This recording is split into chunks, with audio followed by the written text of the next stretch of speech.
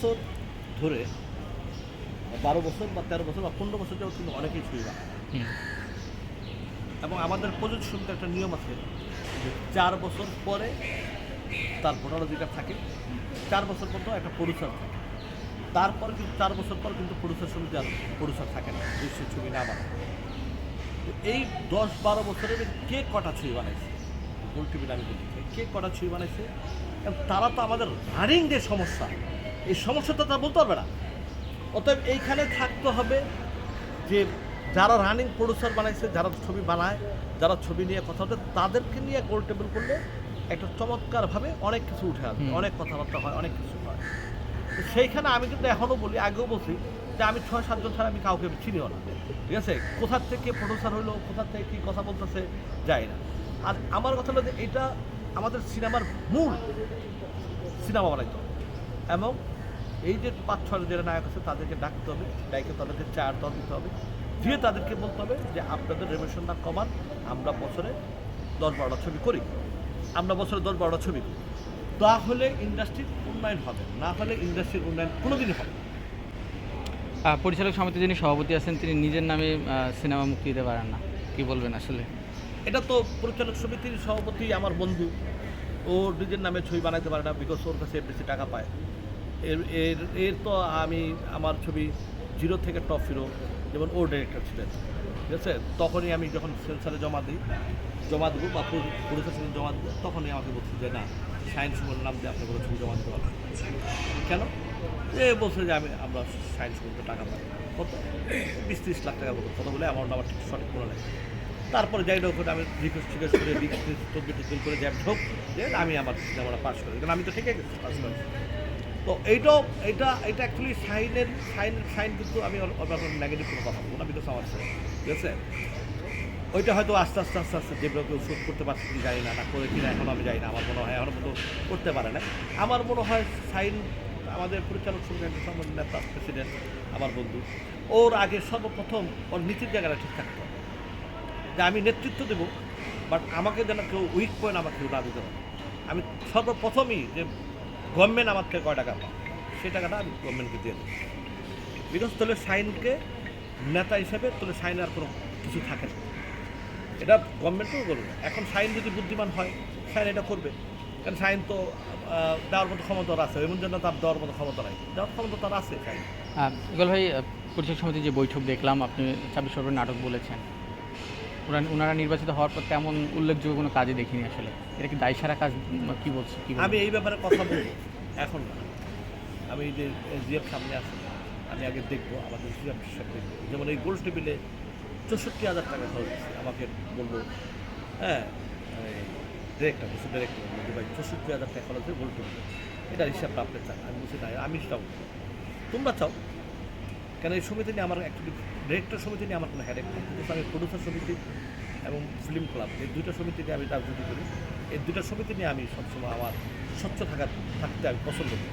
যে কোনো ডিরেক্টর সমিতি অনেকের কাছে অনেক বড়, বাট আমার কাছে ডিরেক্টর সমিতি জাস্ট ডিরেক্টর সমিতি আমার কাছে একটা সমিতি, বিকজ আমি গর্ব করি আগে প্রথম আমি একজন প্রডিউসার, তারপর আমি গর্ব করি আমি একজন ফিল্ম ক্লাবের 3বার সেক্রেটারি এবং প্রডিউসার সমিতি আমি জয়েন করি, যাতে ডিরেক্টর সমিতি নিয়ে আমি কোনো নাক গালাইতেও চাই না। এটা তারা কীভাবে ডিরেক্টররা সিনিয়র আছে, অনেক সিনিয়ররা যখন আছে তারা নাক গালায়, তাদের ব্যাপার, আমি ডিরেক্টর সমিতি নিয়ে আমার কোনো কথা না। আপনিও তো একজন ডিরেক্টর, সেই জায়গা থেকে যদি জানতে চাই ভাই, সম্প্রতি যে বিষয়টা নিয়ে আপনার বক্তব্য চারিপাশে আসলে আলোচনা এসেছে, সেখানে আপনার বন্ধু যাকে বলছেন তিনিও এক ধরনের কমেন্টস করেছে আসলে।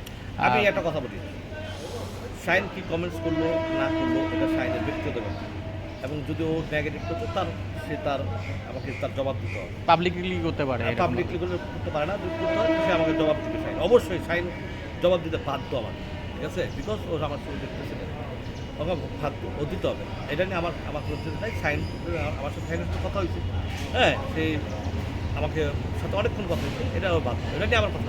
আমার কথা হলো ইন্ডাস্ট্রি কীভাবে ভালোভাবে চলায়, ইন্ডাস্ট্রি কীভাবে ভালো সুন্দরভাবে ইন্ডাস্ট্রি আমরা রান করতে পারি, এটা আমাদের সবচেয়ে বড় সিনেমা। তো আমি বলেই দিচ্ছি, এটা নিয়ে তো অনেকবার বললাম, নিজের সিনেমা এবার টোটালি গণলতা এক্সপ্রেস, যেটা আমি বলি যে এটা একটু ভালো দিকে গেছে, আর অন্যগুলো তো যারা শুক্রবার দিন ছবি নিছে শনিবার দিন তারা কান্নাকাজি করতেছে, এই তো এখন দেখতেছি শুক্রবার দিন ছবি নিচ্ছে, শনিবার দিন যদি কান্দাকাটির হয় তাহলে আমি একটা প্রশ্ন করি, তো এই যে যারা সিনেমার হিরো বা যারা আর্টিস্ট তাদের দামটা কত? তারা ধরে রাখতে পারে না 2-3 দিন কাস্টমার, ধরে রাখা উচিত তো তাদের। তো এই আর্টিস্টদেরকে বলবো যে আপনারা প্রডিউসারদের গেলে টাকা চায় আবার 50 লাখ, 40 লাখ, 30 লাখ, 1 কোটি, 2 কোটি। আপনারা নিজের একটু বিবেক দেখেন যে আপনাদের ছবি কতটুকু মার্কেট আছে, কতটুকু আপনাদের ছবি, ওই বিবেক হিসাবে আপনারা প্রডিউসার থেকে টাকা নেন। আপনারা আস্তে আস্তে বড় হন, এক কাছে 1 লাখে না উঠা আপনারা আস্তে আস্তে বড় হন, দেন আপনারা আস্তে আস্তে প্রডিউসারদেরকে টাকা দেন, 10টা প্রডিউসার আছে সুযোগ দেন, 10টা প্রডিউসারের গল্প দেন, 10টা প্রডিউসার ছবি দেন।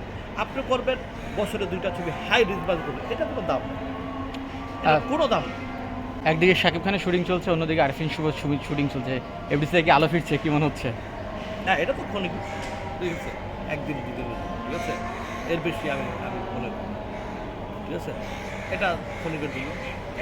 আমি চাই এফডিসিতে আগের মতো সবসময় শুটিং থাকবে।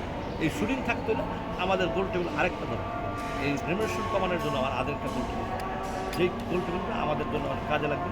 প্রত্যেক আর্টিস্টকে চায়ের দাও দিতে হবে, দিয়ে তাদেরকে বলতে হবে যে আপনার রেমিনেশন কমান, আমরা 10টা প্রডিউসার দাঁড়াইলাম, এই 10টা প্রডিউসার আমরা ছবি দেবো, আমাদের 10টা আস্তে আস্তে তাহলে হলও বাড়বে, দর্শকও বাড়বে, মানে একটা আমাদের ইন্ডাস্ট্রির টেকনিশিয়ান ভাইরা কাজ করেও হবে।